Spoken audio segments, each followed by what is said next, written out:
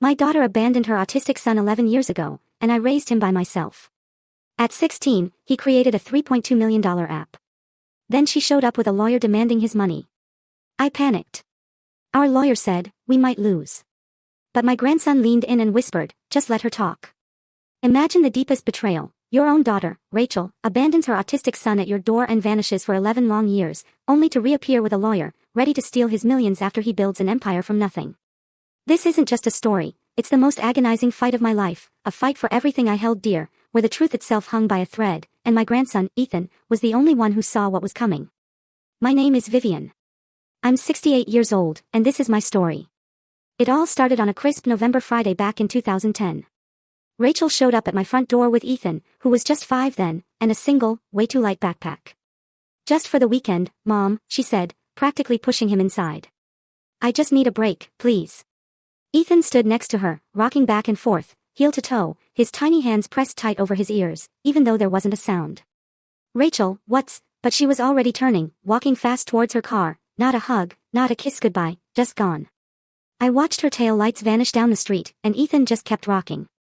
I'd taught elementary school for 35 years, even had a few autistic students in my mainstream classes. But in those classrooms, there were always aides, specialists, handling the really tough parts. Standing there with my grandson, I suddenly knew nothing, absolutely nothing, about actually living with autism. Hey, Ethan, I said softly, my voice barely a whisper. Want to come inside? He didn't look at me, didn't move, just rocked. I picked up his backpack, it really was too light for a weekend. I opened the door wider, waited. After a long minute, he walked past me into the house, still covering his ears. The refrigerator hummed, and he flinched. The heater clicked on, and he pressed his hands tighter to his head. I closed the door as quietly as I possibly could. He was already in the living room, crouched in a corner by the bookshelf. Are you hungry? I asked. Nothing. He hummed. Thirsty? He rocked faster. I went to the kitchen, poured water into a yellow plastic cup I kept for his rare, short visits, maybe twice a year, if that. I brought it to him, set it on the floor an arm's length away. He stopped rocking, looked at the cup, then went right back to rocking. That first night was a disaster. I made chicken nuggets and fries. Rachel had once told me that's what he ate. Ethan took one look at the plate and turned away. I tried pasta. No. A sandwich. He pushed it across the table. What do you want to eat? I asked, desperate. He just hummed that low sound in his throat and stared at the wall. I gave him crackers. He ate 3. Bedtime was even worse. I tried to help him brush his teeth, and he screamed. Not crying, screaming like I was hurting him. I stepped back, and he stopped, but he was shaking. Okay, I said, my heart hammering. Okay, you can skip it tonight. I put him in the guest room, tucked the blanket around him the way I thought kids liked. He threw it off. I tried again. He screamed. I left the blanket at the foot of the bed and backed out of the room. He didn't sleep. I could hear him humming that same low sound all night. I didn't sleep either. Saturday morning, I called Rachel. No answer. I left a message. Rachel, honey, please call me back. I need to know what Ethan eats, what his routines are. She never called. I called again Saturday night. Sunday morning. Sunday night. Nothing. 1 week became 2. I took Ethan to the pediatrician. The doctor confirmed what I already suspected. He's autistic, Mrs. Cooper. Has anyone talked to you about getting him evaluated?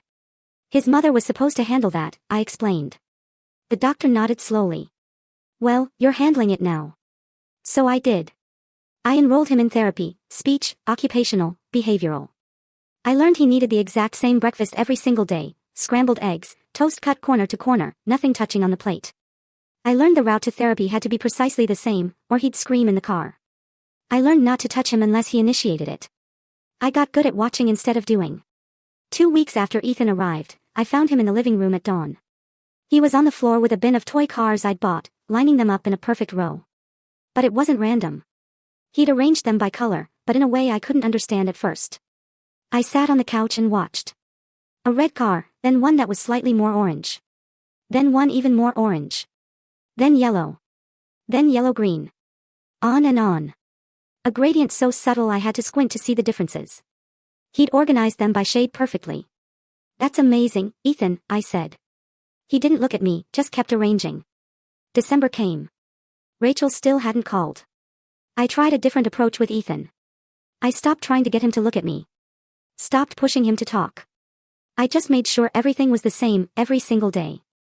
Same breakfast, same time, same shows on TV, a bedtime routine he finally tolerated, which was just me saying goodnight from the doorway.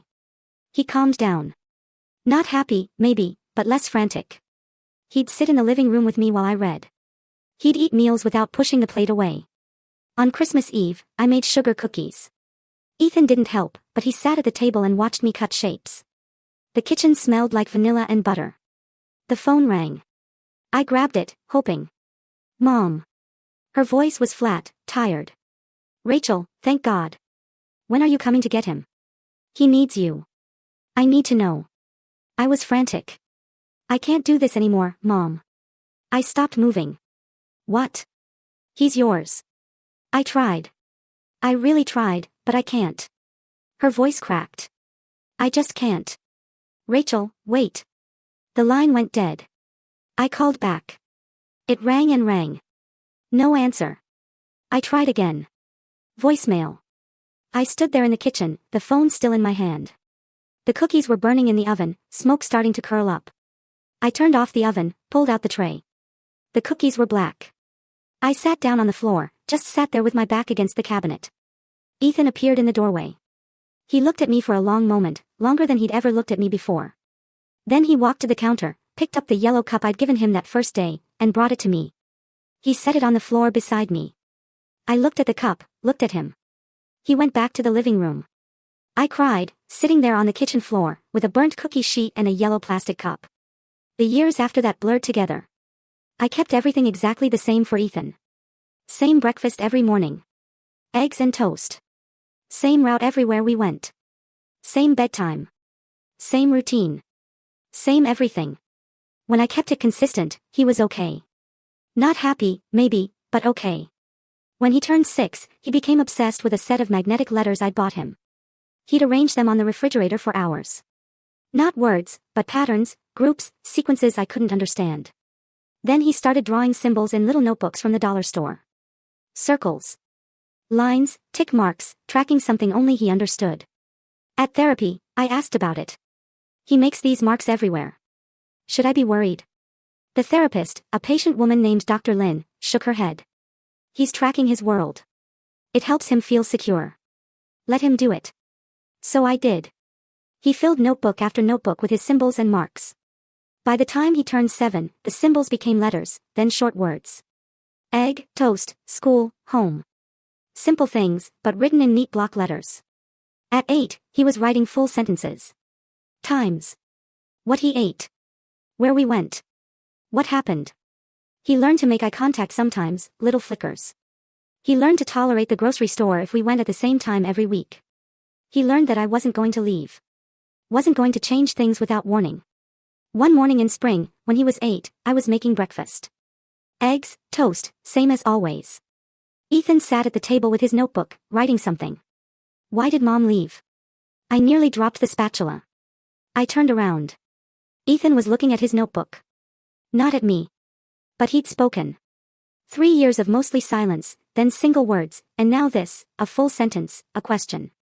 I sat down across from him. She said she couldn't handle it. He nodded once, wrote something in his notebook, went back to staring at the page. I got up, finished making breakfast, put his plate in front of him. Then I went to the bathroom and cried where he couldn't hear me. He'd spoken. He'd asked the question I didn't know how to answer. But I told him the truth. That's all I could do. The truth. And eggs and toast every morning. And the same yellow cup. That's what I had to give him. It would have to be enough. A year after Ethan first spoke to me, the school called with a problem. It was September 2014. Ethan was 9, starting 4th grade. I thought we'd moved past the hardest parts. He was talking in full sentences now. Eating in the cafeteria without meltdowns. Even raising his hand in class sometimes. Progress. Then, Principal Andrews wanted to move him. Mrs. Cooper, we need to discuss Ethan's placement, he said over the phone. New teacher this year, Mrs. Brennan, who'd seemed kind at orientation. I'd been hopeful. What's the problem? I asked. Ethan would be better served in our special needs classroom. The other students are moving at a different pace. I gripped the phone. Ethan keeps up with the work. It's not about academics. It's about behavior. He doesn't participate in group activities. He won't make eye contact during circle time. Yesterday, he covered his ears during music class because it's loud. He has sensory issues. Mrs. Cooper, we have a program designed for children like Ethan. It would be less stressful for everyone. Less stressful for the teacher, he meant. I want an IEP meeting, I said. We can arrange that. My secretary will call you. I spent 3 days preparing. Printed every report card, every therapy progress note, every piece of documentation I'd kept in folders. Ethan's reading was above grade level. His math was 2 years ahead. His handwriting was careful and neat, every letter perfectly formed. The problem wasn't that he couldn't learn. The problem was that he learned differently. The meeting was on a Friday afternoon. A conference room at the school. Too bright. Fluorescent lights humming. Principal Andrews sat at the head of the table. Mrs. Brennan next to him. School psychologist. Special education coordinator. All of them with folders. I had one folder, but it was thick. Thank you for coming, Mrs. Cooper, Principal Andrews said. We want what's best for Ethan. So do I. Mrs. Brennan spoke first. Soft voice, sympathetic smile. Ethan is a sweet boy, but he struggles socially. He doesn't interact with peers. During group work, he sits alone. He refuses to participate. Does he do the work? I asked. She hesitated. Yes, but education isn't just about worksheets. It's about learning to work with others, to communicate. He's autistic. Communication is harder for him, but he's trying. The special education coordinator, a woman named Miss Pierce, leaned forward. Our resource room offers a smaller setting, fewer distractions, students who understand his challenges. Students who can't keep up academically, I said. That's not Ethan. Principal Andrews used that principal voice, the one I recognized from my own decades in classrooms. Reasonable, patient, condescending. We understand you want Ethan in a mainstream classroom, but we have to consider the needs of all students. You're telling me Ethan is disruptive? I said. Not disruptive, exactly. Then what's the problem? Miss Pierce opened her folder. Ethan's social skills assessment shows significant delays. His IQ testing was inconclusive. He refused to finish several sections because they were timed, and that made him anxious. His therapist documented that. Which brings us back to our point, Principal Andrews said. Ethan needs support we can't provide in a regular classroom. I opened my folder, pulled out the first document. This is Ethan's reading comprehension test from last month. 97%, 7th grade level. Next document, math assessment, 100%, 5th grade material. I kept pulling papers, stacked them in front of Principal Andrews. These are therapy notes showing his progress in speech, in emotional regulation, in sensory tolerance. He's come further in 4 years than anyone predicted. Not because he's in a special room with low expectations, because people believed he could do more. Mrs. Brennan looked uncomfortable. It's not about expectations. Yes, it is. You want him somewhere else because he makes you uncomfortable. Because he doesn't perform normal, the way you want normal to look. The room went quiet. Principal Andrews cleared his throat. Mrs. Cooper, I understand you're frustrated. Under IDEA, Ethan has the right to the least restrictive environment. That means a mainstream classroom with appropriate supports. Not segregation because he's different. I shouldn't have used that word, segregation, but I was tired of being polite. We're not suggesting segregation, Miss Pierce said quickly. Just a more appropriate setting. Then provide the supports in his current classroom. Noise-canceling headphones for music. Extra time for transitions. A quiet space if he gets overwhelmed. That's accommodation, not removal. They looked at each other. Principal Andrews sighed. We'll draft an IEP with those accommodations, he said finally. But if Ethan continues to struggle, he won't. I didn't actually know that. But I knew giving up on him wasn't the answer. That evening, I spread all the meeting notes across the kitchen table, started organizing them into a 3-ring binder, color-coded tabs for medical, educational, therapy, legal. My hands knew this work from years in classrooms. Ethan came in from the living room. He'd been watching his show, the same episode he watched every Friday. His yellow cup sat on the counter where he always left it. He stood watching me work. What are you doing? He asked. His speech had grown stronger over the year, more fluid. Making sure the school can't forget what you can do. He moved closer, looked at the papers. Can I help? I glanced at him. Sure. We worked together for an hour. I showed him how I was organizing everything. He studied my system, then pointed to the therapy tab. These should be sorted by date, then by type. Speech separate from occupational, separate from behavioral. I looked at where he was pointing. He was right. That made more sense. Show me, I said. He rearranged the entire section in 10 minutes. Created a system I wouldn't have thought of. Logical and clean and perfect. I watched him work, his hands moving fast, completely focused. He understood organization on a level I'd never reach. Pattern and structure and order. It came naturally to him the way breathing came to other people. That's really good, Ethan, I said. When he finished, he nodded, didn't smile, but I could tell he was pleased.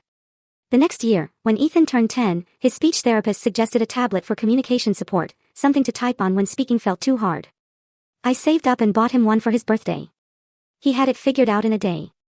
Within a week, he downloaded a scanning app, started photographing every page of his notebooks, creating digital copies. I watched him work, methodical and focused, preserving everything he'd ever written.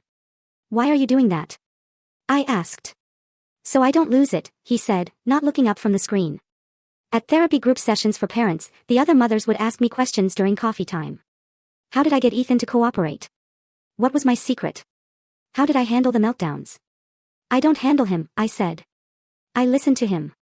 One woman, Linda, whose son was 7 and nonverbal, shook her head. But how do you stay so patient? I thought about that. I guess I stopped trying to make him be someone else. I just tried to understand who he is. She looked at me like I'd said something profound, but it wasn't profound. It was just the only thing that worked. Ethan started noticing patterns everywhere that year. We'd be driving, and he'd say, the traffic light on 4th Street is mistimed. It stays red 45 seconds longer than the others. I had no idea if that was true. At the grocery store, he'd look at the receipt and point out a pricing error. The apples were marked wrong, 3 cents higher than the shelf tag. He was right every time. Once, at a parent-teacher conference that fall, Principal Andrews smiled at me while explaining Ethan's progress, but his eyes stayed flat, cold. In the car, Ethan said, he doesn't like me. What? No, honey. He was being nice. His face moved wrong. The smile didn't match. I glanced at Ethan. He was staring out the window, expression blank. What do you mean? When people really smile, the muscles around their eyes contract. His didn't. He was pretending. I drove in silence. Ethan was 10 years old, and he could read faces better than I could. By the time he turned 11 and started 5th grade, I thought we'd found our rhythm. Then, Mrs. Hong called me at work one afternoon. Mrs. Cooper. Ethan disrupted class today. My stomach dropped. What happened? I was teaching long division. Ethan stood up and corrected me in front of everyone. Was he right? Pause. That's not the point. That's exactly the point. Was he right? Yes. But then he was helping Mrs. Cooper. He embarrassed me. He needs to understand there's a time and place. He's 11. He sees a mistake. He corrects it. That's how his brain works. Another parent conference. Another stack of paperwork. This time they wanted to label him oppositional defiant. I brought 6 months of therapy notes. Dr. Lin's assessments showing Ethan wasn't defiant. He was direct, factual. He didn't understand social hierarchies that said adults were always right, even when they were wrong. He's not being disrespectful, I explained to the school psychologist. He's being honest. There's a difference. They agreed to drop it, barely. That night, Ethan asked me a question while we ate dinner. Why do they want me to be different? I set down my fork. What do you mean? The teachers, the other kids, everyone wants me to act like I'm not me. I didn't have a good answer. Not really. Because they're scared of people who see more than they do, I said finally. He thought about that, nodded once, went back to eating. A few weeks later, he asked if I had his birth certificate. Why do you need that? I asked. I want to see it. I found it in my file cabinet. He studied it for a long time, then asked for his school enrollment papers, his social security card, anything with his name on it. Are you okay? I asked. Is this about your mom? I just want to see everything. Make sure it's all there. I assumed he was processing what had happened, trying to understand why Rachel left, what his life looked like on paper. It made sense for a kid who organized the world in categories and files. I helped him scan everything into his tablet, birth records, medical history, every legal document I had in the filing cabinet. He saved them all carefully, backed them up, created folders with labels I didn't quite understand. What are you building? I asked once. A system, he said, so nothing gets lost. I kissed the top of his head. Okay, buddy. Whatever helps. I thought he was coping with his past. I had no idea he was preparing for his future. That future started taking shape the summer Ethan turned 12. He'd been scanning documents for months by then, organizing everything into his tablet with a focus I'd learned not to interrupt. But in June 2017, I discovered something new. Coding. I found him at the kitchen table one afternoon with my old laptop open, staring at a screen full of text that looked like gibberish to me. Lines of words and symbols and brackets. What are you doing? I asked. Learning Python. He didn't look up. What's Python? A programming language. I'm following a tutorial. I leaned over his shoulder. The screen showed instructions about variables and functions and loops. None of it made sense to me. Is this for school? No, I just want to learn it. I left him alone. That's what worked with Ethan. Let him follow what interested him. He spent the entire summer on that laptop while other kids were at baseball camp or the pool. Ethan was coding. I'd bring him lunch, and he'd eat without looking away from the screen. His yellow cup sat beside the laptop, half full of water. He'd forget to drink. By August, he was showing me things he'd made. Little programs that did tasks I didn't understand. This one sorts files by date, he explained. This one finds duplicates. This one checks if a file has been modified. That's really impressive, Ethan. He nodded. Kept typing. In September, I used the last of my savings to buy him a better computer. A real one. Not my hand-me-down laptop that took 5 minutes to start up. He'd earned it. The man at the electronics store asked what Ethan would use it for. Programming, Ethan said. How old are you? The man asked. He smiled.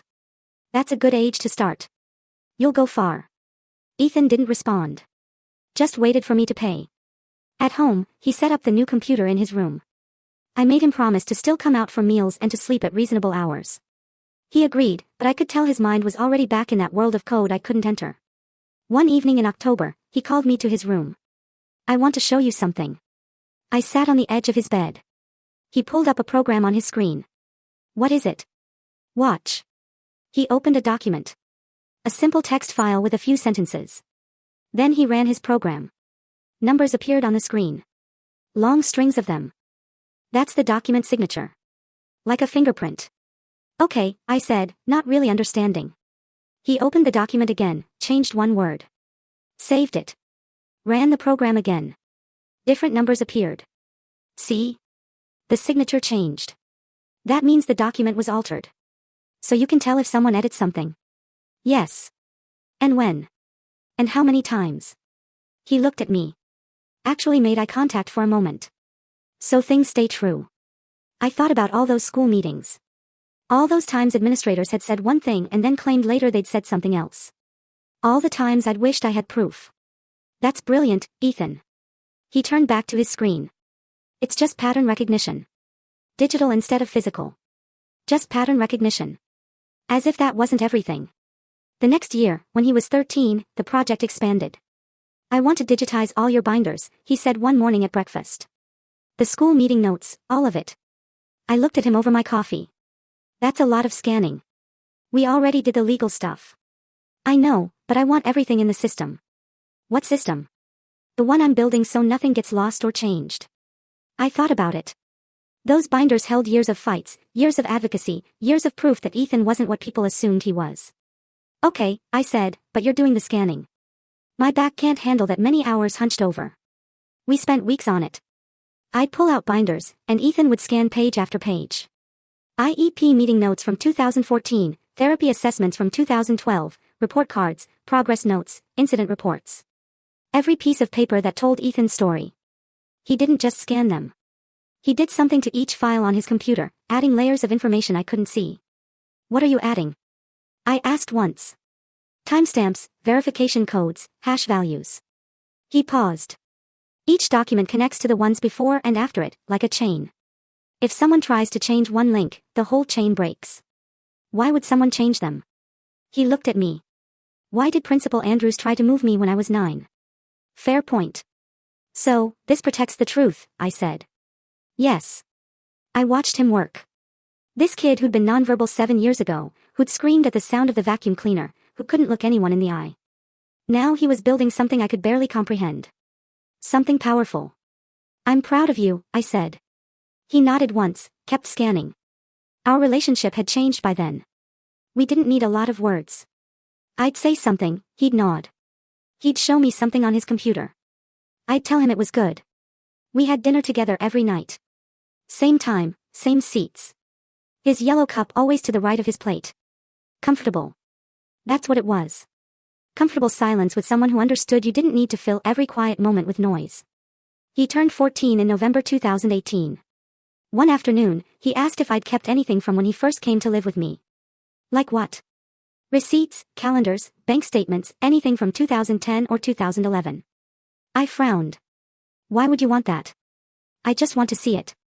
I led him to the garage, showed him the boxes I'd never thrown away because I'm not a throwaway kind of person.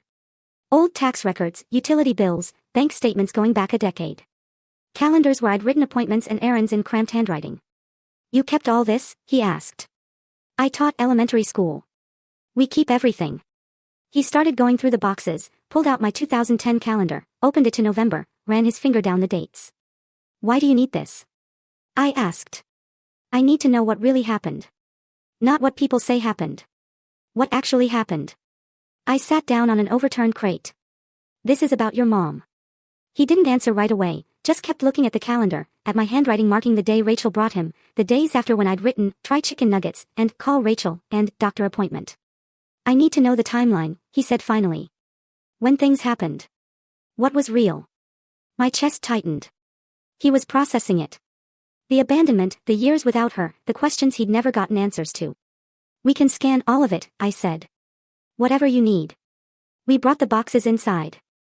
Spent the next month scanning grocery receipts. Bank statements showing I'd never gotten money from Rachel. Phone bills proving she'd never called. Calendars documenting our routine, our life, every ordinary day that proved she'd been gone. I thought he was building a timeline of his childhood, understanding his past through documentation and proof. Why grocery receipts? I asked once, watching him scan a faded slip from 2011. They have dates. They show where we were, what we bought. They're evidence. Evidence of what? Of what happened, of what was real. I didn't push. If he needed this to heal, I'd help him. He started staying up later that year. I'd go to bed at 10 and hear the click of his keyboard through the wall. At midnight, I'd get up, make him a sandwich or cut up an apple, leave it on his desk without saying anything. Thanks, he'd murmur, not looking away from his screen. Some nights I'd wake at 2 or 3 in the morning and see light under his door. Ethan, you need to sleep. I'd say. Almost done. He was never almost done. One night in February, I brought him tea at 1 in the morning. His room was cold. 3 monitors now, all showing different screens of code and documents and data.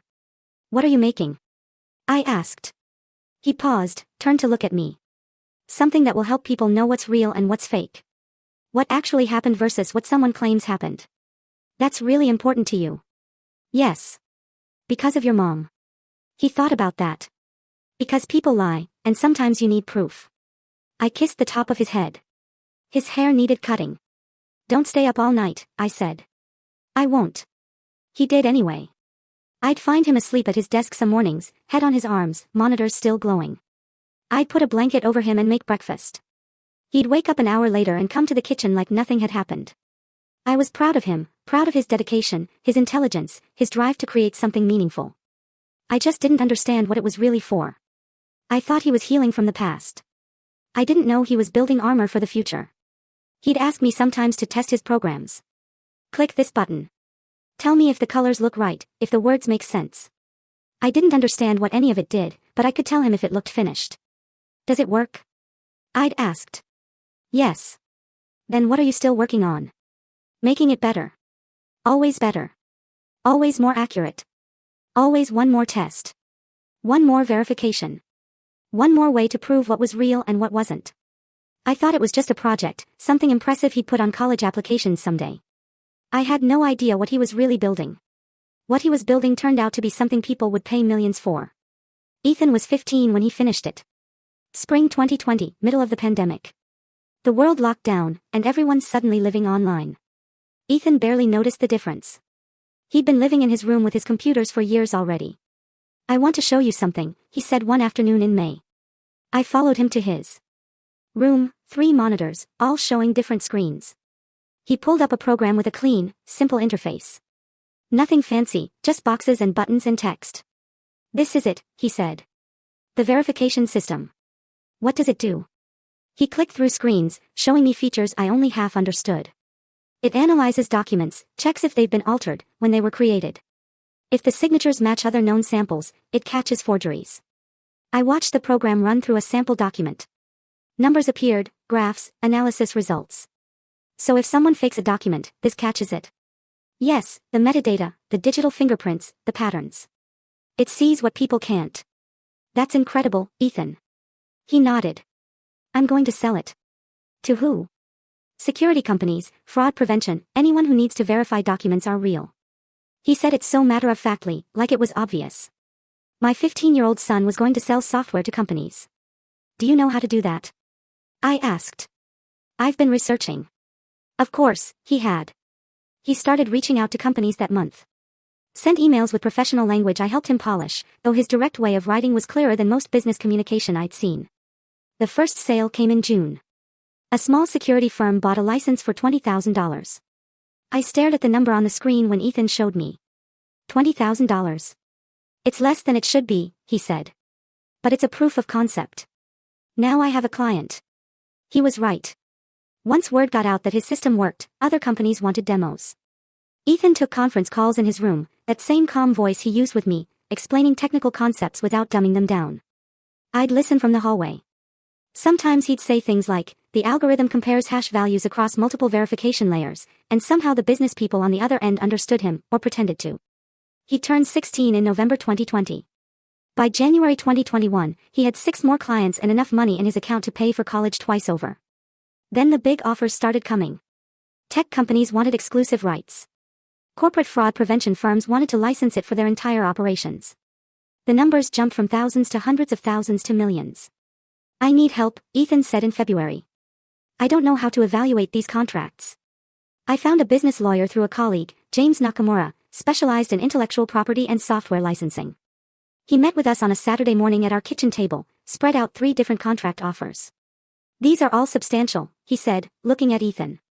You built something valuable. Ethan nodded. Which one is best? James walked him through the options, licensing deals that would pay over time, acquisition offers that would buy the software outright. Ethan listened, asked specific questions about terms and conditions and rights. I want to sell it completely, Ethan said finally. I don't want to manage licensing or support or updates. Just sell it and be done. James looked surprised. You're sure? Licensing could pay more long-term. There's a non-compete clause in the acquisition, Ethan said. If I sell it, I can't make competing verification software for 5 years. That's standard, James said. Does that bother you? No, I'm done with this kind of software. I glanced at him. He said it so definitely. Like he'd already planned what came next. He sold it in March for $3.2 million. $3.2 million. I couldn't process that number. I'd worked 35 years as a teacher and made maybe half that total before taxes. The local news heard about it somehow. Wanted to do a story about the local autistic teen who'd created revolutionary security software. I didn't want them in our house. Didn't want them turning Ethan into inspiration material, but he said yes. The reporter, a young woman named Kate, came on a Thursday afternoon. She set up in our living room, asked if she could film Ethan at his computer. Can you explain what your software does? She asked. It verifies document authenticity through pattern recognition and metadata analysis, Ethan said, looking at the camera the way he'd look at anyone. Direct. It catches forgeries that people miss. What made you want to create this? I tensed. But Ethan answered simply, I wanted to know what was real. People lie. Documents don't, if you know how to read them correctly. Kate smiled. That's very insightful. Do you have plans for what you'll do with the money? Not yet. She tried a few more questions, but Ethan's answers were short, factual, not the emotional human interest story she wanted. After 20 minutes, she thanked us and left. The segment aired on Friday Evening News. Local team creates revolutionary security software. They used maybe 2 minutes of the interview, added dramatic music, showed Ethan at his computer looking focused and brilliant. I watched it with him. How do you feel? I asked when it ended. Fine. But I noticed something in the days after. He wasn't celebrating, wasn't excited about the money or the attention or what came next. He was just waiting, watching. I'd catch him staring out the window sometimes or sitting at the kitchen table with his yellow cup, not drinking, just holding it. "You okay?" I'd asked. "Yeah." But he wasn't. Something had shifted. Some tension I couldn't name. 2 weeks after the news story aired, the doorbell rang on a Tuesday afternoon. I wasn't expecting anyone. Ethan was in his room. I opened the door, and there they were. A woman in a gray suit, expensive looking, hair perfect. A man beside her in a dark suit carrying a leather briefcase. The woman smiled. It didn't reach her eyes. "Hi, Mom." My stomach dropped. My hands went cold. "Rachel." She looked older. 11 years older. Lines around her mouth. Tension in her jaw. But it was her. "Ethan," she said, looking past me into the house. I couldn't move, couldn't speak. My body had forgotten how. "I'm Stephen Walsh," the man said. "Mrs. Cooper's attorney. We'd like to speak with you about Ethan's situation." "His situation?" I managed. Rachel's smile got tighter. "Can we come in? This is important." I should have said no. Should have closed the door. I was frozen. Ethan appeared behind me in the hallway. He looked at Rachel. His face was completely blank. No surprise, no emotion, nothing. He just watched her the way he'd watched traffic patterns or pricing errors. Analytical, calculating. "Come in," he said. My legs moved without my permission. I stepped back. They came into my house, Rachel and her lawyer, and I felt sick. We sat at the kitchen table, the same table where Ethan and I ate breakfast every morning, where we'd organized school meeting notes and scanned documents and planned his future. Now Rachel sat there, hands folded, while her lawyer opened his briefcase. "Mrs. Cooper, we're here to discuss custody and financial guardianship," he said. Professional, smooth, practiced. "My client, Rachel Cooper, has maintained parental rights to Ethan and wishes to resume active custody." "Custody?" I said. "He's 16. "Precisely," Walsh said. "Still a minor. And my client never formally terminated parental rights. She's been co-parenting from a distance, maintaining contact through appropriate channels." "That's a lie," I said, my voice shaking. "She hasn't called in 11 years. Rachel spoke then. Soft voice, sad eyes that looked fake. "Mom, I know you've done a wonderful job raising Ethan. But he needs his mother now. Especially with the money and the attention, he needs guidance." "He has guidance." Walsh pulled out papers, documents with official-looking seals and signatures. "These show Mrs. Cooper's maintained legal parental rights. She's documented her financial support and communication over the years. She's entitled to custody and, given Ethan's minor status, management of his financial assets until he reaches majority." I looked at the papers. They looked real. Professional. My heart was hammering. "Those are fake," I said. But I had no proof. "They're properly notarized and filed," Walsh said calmly. "Unless you can prove otherwise." I looked at Ethan. He was watching Rachel, his face still blank, but I could see something in his eyes, something I couldn't read. "Ethan," I said quietly. "What do we do?" He looked at me for 1 second, then back at Rachel. "We should get a lawyer," he said. Getting a lawyer turned out to be easier than using one. I found Linda Reyes through a referral. Family law attorney with 20 years of experience. She met with us 3 days after Rachel showed up. Came to our house because I couldn't face going to an office. I brought every binder I had. Years of school records, therapy notes, medical appointments, every piece of paper proving I'd raised Ethan. My hands shook the entire time I carried them to the kitchen table. Ethan sat quietly in the chair beside me, watching, always watching. Linda spread Rachel's documents across the table, the ones Walsh had presented. She studied them for over an hour, reading every page, checking signatures, examining the stamps. Finally, she looked up. Her face told me everything before she spoke. "These look legitimate," she said carefully. "Very professionally done." "But they're fake," I said. "She's lying. She hasn't seen him in 11 years. "I believe you. But do you have concrete proof these documents are forged?" I pulled out my binders. "I have everything. Every school meeting, every doctor visit, every therapy session." Linda looked through them, nodded slowly. "This is excellent documentation.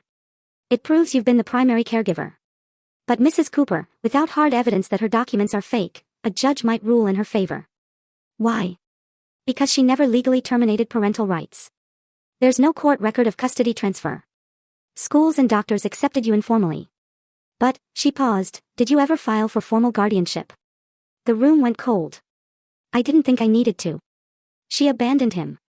I know, but legally, without documentation of that abandonment, without her signing away rights, she's still his parent on paper. Linda's voice was gentle but firm.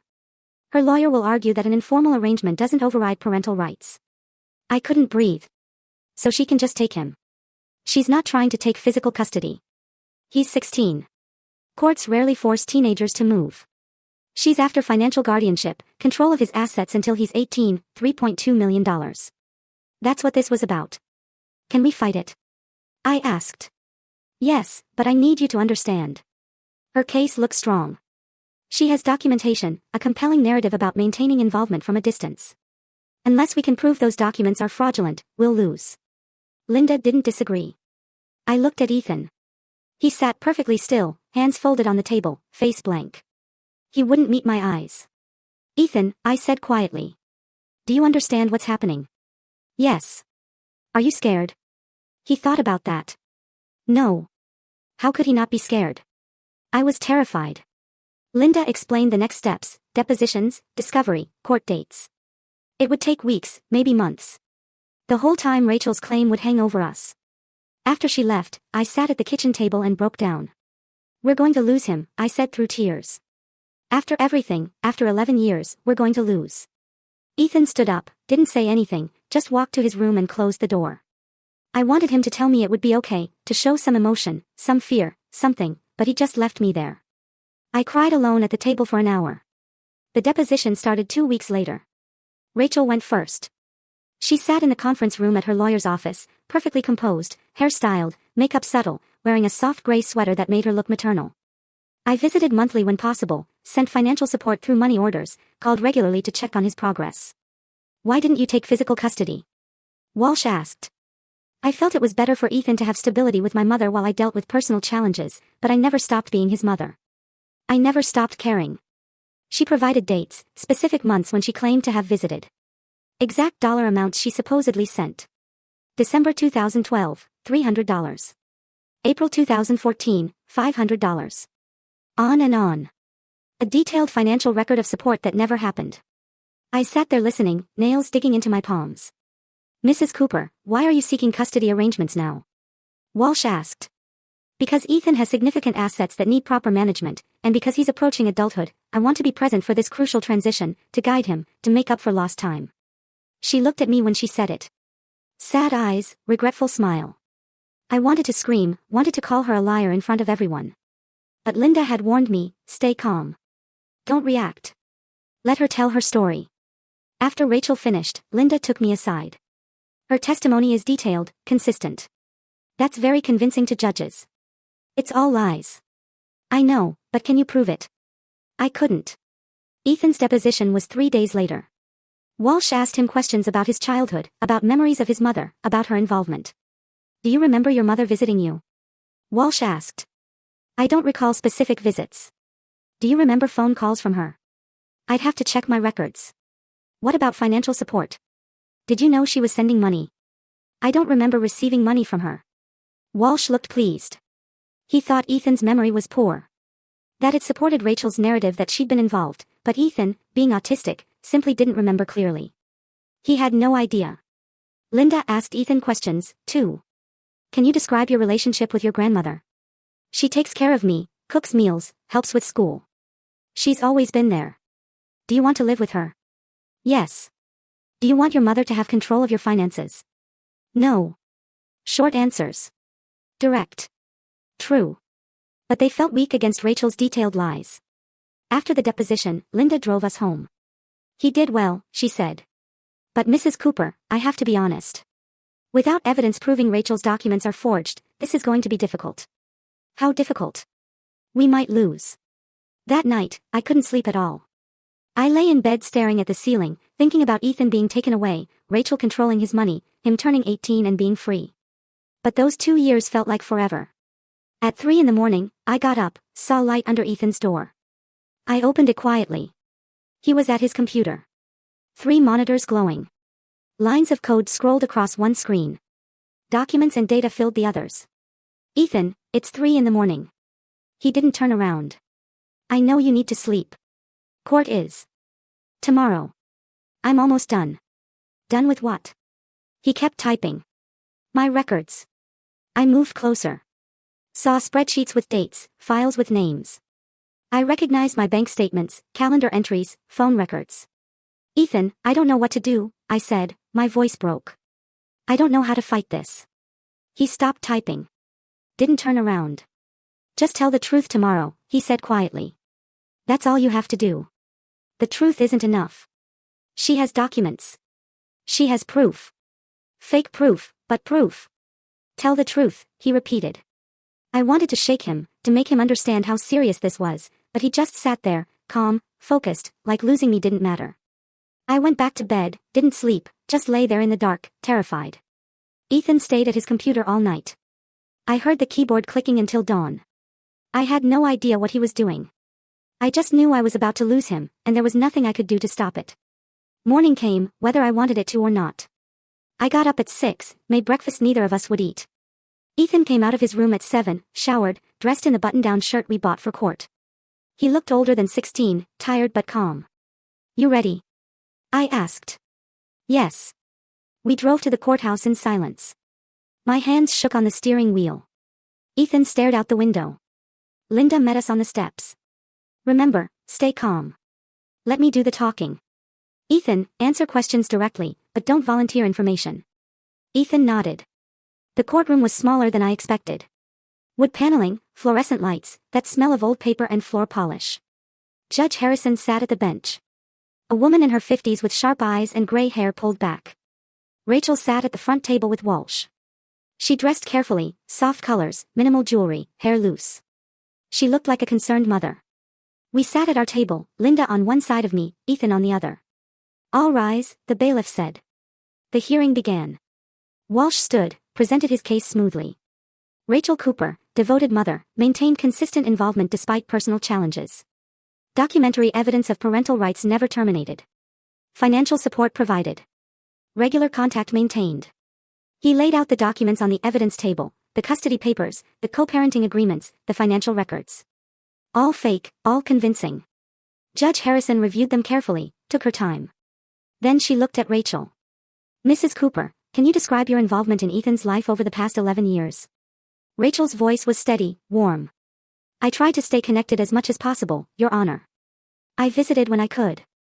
I sent money to help with his care. I called regularly to check on his progress.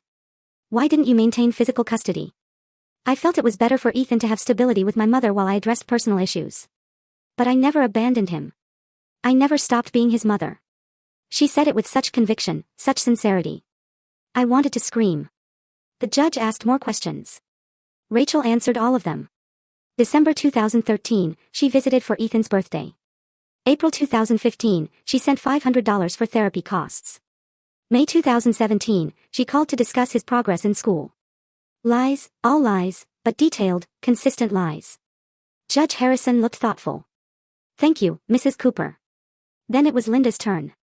She presented my binders, years of school meetings, therapy records, medical appointments, every piece of evidence that I'd raised Ethan alone. But as she went through them, I could see the judge's expression. Sympathy, but doubt. Miss Reyes, Judge Harrison said, these records show Mrs. Cooper has been the primary caregiver, but I don't see formal guardianship documentation. No court order transferring custody. No legal termination of parental rights. My chest tightened. Your Honor, Linda said carefully. Rachel Cooper abandoned Ethan when he was 5 years old. My client has documentation of that abandonment, but without Miss Rachel Cooper's signature on custody termination papers. Without legal documentation, her parental rights remain intact. The judge looked at me, not unkindly. Mrs. Cooper, I understand you've done excellent work raising your grandson, but legally, without proof that his mother abandoned her parental rights, her claim has standing. The room tilted. Rachel looked at Walsh, smiled slightly. She thought she'd won. My heart was pounding so hard I couldn't breathe. I looked at Ethan beside me, desperate for something. Anything. His face was completely blank, unreadable. I leaned close, whispered, she's lying. We have to stop her. He turned his head slightly, whispered back, let her talk. What? Let her say everything she wants to say. I didn't understand. We were losing, and he wanted Rachel to keep talking. Judge Harrison looked at Ethan. Young man, do you wish to speak? Long pause. Ethan sat perfectly still. Then he stood. Yes, Your Honor. I have evidence. My heart stopped. What evidence? I'd given Linda everything I had. Approach, Judge Harrison said. Ethan picked up a bag I hadn't noticed him carrying. Walked to the witness stand, calm, steady, like he'd done this 100 times. He pulled out a laptop. May I connect this to the display, Your Honor? Judge Harrison looked surprised. What are you presenting? Verification of document authenticity and timeline evidence. He spoke clearly, directly, the way he always did. I built a system that proves whether documents are real or forged. Walsh stood immediately. Your Honor, this is highly irregular. We weren't informed of this evidence. Your client presented fraudulent documents 6 weeks ago, Ethan said, looking at Walsh. I'm presenting analysis of those documents now. Judge Harrison studied Ethan. Proceed, but this better be relevant. Ethan connected his laptop. The courtroom display lit up.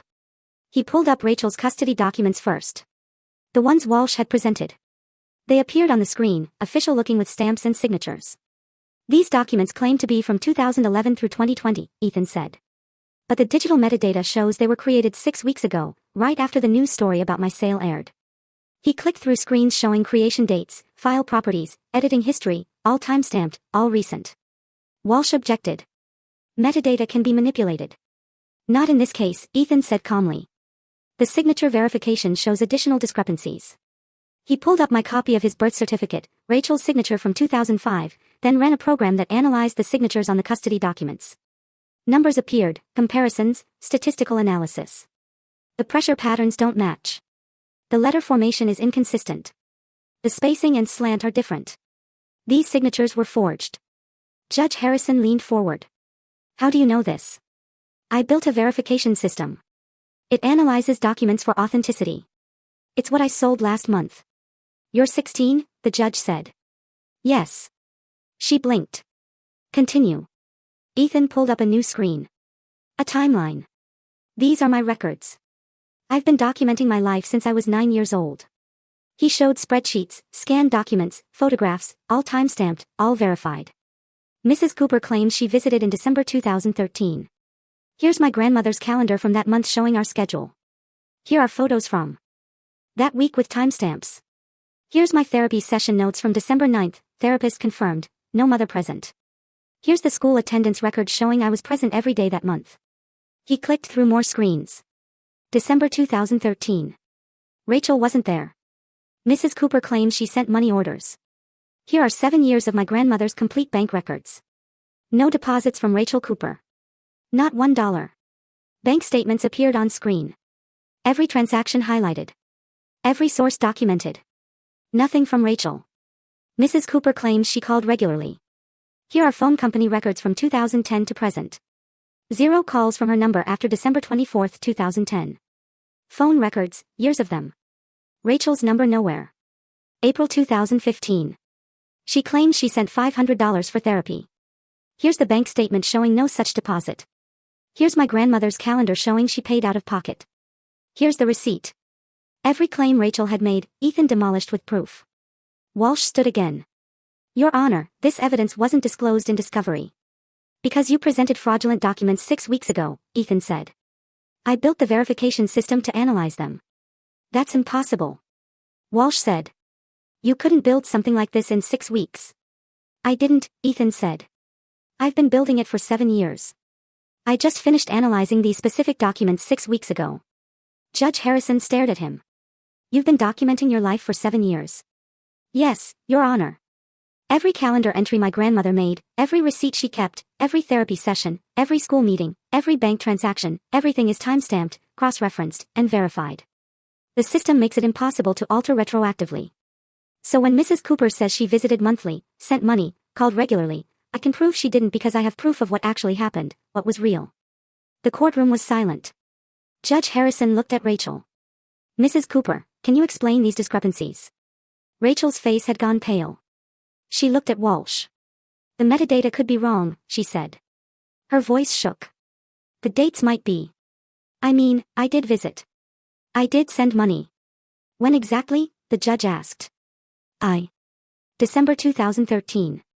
I remember. Do you have proof? Receipts? Photos? Anything? Rachel stammered. I didn't keep records. I was there. I know I was there. But you have detailed financial records of money orders sent. Yes, I mean, those show. She was falling apart, contradicting herself. The confident mother from 20 minutes ago was gone. Mrs. Cooper, Judge Harrison said coldly. Did you or did you not falsify custody documents? No, I mean, my lawyer said. Walsh looked sick. Judge Harrison turned to Ethan. This verification system, it's legitimate. Yes, Your Honor. I sold it last month to Anderson Security for $3.2 million. They verified its accuracy before purchase. The judge's eyebrows rose. Then she looked at the evidence again. At the timeline, at the proof that Rachel had been gone for 11 years. I've seen enough, she said. She ruled from the bench. No recess, no deliberation. Rachel Cooper, I find your testimony not credible and your documentation fraudulent. Full custody and guardianship is awarded to Vivian Cooper. Furthermore, I'm referring this case to the district attorney for investigation of perjury and fraud. Rachel made a sound like choking. This hearing is adjourned. The gavel struck. It was over. Outside the courthouse, standing in the afternoon sun, I finally understood. You knew, I said. You've been protecting us all along. Ethan nodded once, didn't smile, just nodded. 6 months later, things looked different. Ethan couldn't work in data security anymore. The non-compete clause from selling his verification system was clear, so he started a new company, Software Testing and Quality Assurance. I'm hiring people like me, he said over breakfast one morning. Autistic people, we see patterns others miss. His first hire was Stephen. I recognized the name immediately. Stephen had been my student 20 years ago. I'd fought the school board for him in 4th grade. They said he'd never hold a job. Now he was Ethan's lead quality tester. Then Marcus, then Lily, more of my former students, kids people had given up on. I visited Ethan's office one afternoon. Small space. 6 desks. Everyone wearing headphones. Quiet. Focused. Stephen saw me. Took off his headphones. Mrs. Cooper. You told the principal I wasn't broken. Just different. His voice cracked. Ethan says the same thing. I couldn't speak. Just nodded. Rachel got 2 years probation and 500 hours of community service at an autism resource center. 3 months into her sentence, I was dropping off donated supplies and saw her on the floor reading to nonverbal children. She looked up, saw me. We both froze. She looked exhausted, humbled, nothing like the woman who'd shown up with a lawyer. The center director told me, not knowing who I was, that volunteer comes in extra hours. Says she's learning what she should have learned years ago. I didn't speak to Rachel, just watched for a moment, then left. Some things don't need words. On a Tuesday evening a few weeks later, I brought dinner to Ethan's apartment like I always did. His yellow cup sat on the counter, chipped, but still his favorite. We ate at his small table, quiet, comfortable. I started clearing plates. Ethan put his phone down. Vivian. I turned around. He was looking at his hands. I know what you gave up for me. I sat back down, waited. Your friends stopped calling. You stopped going places. I heard you on the phone once, turning down a trip because you couldn't leave me. He looked up at me. Ethan, you could have sent me away like she did. School suggested it. You didn't. My throat was tight. You're my grandson. I know, he said. But you chose it every day, even when I couldn't say thank you. Silence. Just the hum of his refrigerator. It mattered, he said quietly. I reached across the table, put my hand near his, not touching, but close. You were worth every single day, I said. He nodded once. I know that now. We sat there a moment longer. Then I got up, finished the dishes while he opened his laptop. Same routine, same comfortable silence, but something important had been said. I kissed the top of his head on my way out. He didn't flinch. See you Tuesday, I said. Tuesday, he confirmed. I drove home through streets I'd driven 1,000 times before. Same routes, same turns. The way Ethan liked things, the way I'd learned to like things, too. My phone buzzed at a red light. A text from Ethan. Thank you. Just those 2 words. I smiled the whole way home. So, that's my story. I'd love to hear what you think. If you were in my shoes, could you forgive your own daughter for abandoning your grandson? Thanks for watching. Take care. Good luck. That week with timestamps. Here's my therapy session notes from December 9th. Therapist confirmed, no mother present. Here's the school attendance record showing I was present every day that month. He clicked through more screens. December 2013. Rachel wasn't there. Mrs. Cooper claims she sent money orders. Here are 7 years of my grandmother's complete bank records. No deposits from Rachel Cooper. Not $1. Bank statements appeared on screen. Every transaction highlighted. Every source documented. Nothing from Rachel. Mrs. Cooper claims she called regularly. Here are phone company records from 2010 to present. 0 calls from her number after December 24, 2010. Phone records, years of them. Rachel's number nowhere.